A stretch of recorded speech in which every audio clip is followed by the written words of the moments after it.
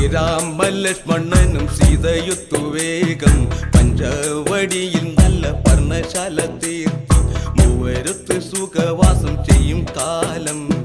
കണ്ടു കുടിലരികിൽ സീതയൊരു മാനെ തുള്ളി തുള്ളി കളിക്കുന്ന മാനേ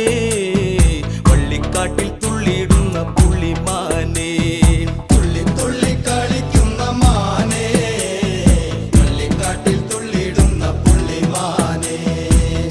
വർണ്ണ നിറമുള്ള മാനേ സീത കണ്ടു കൊതിച്ചത പുള്ളിമാനേ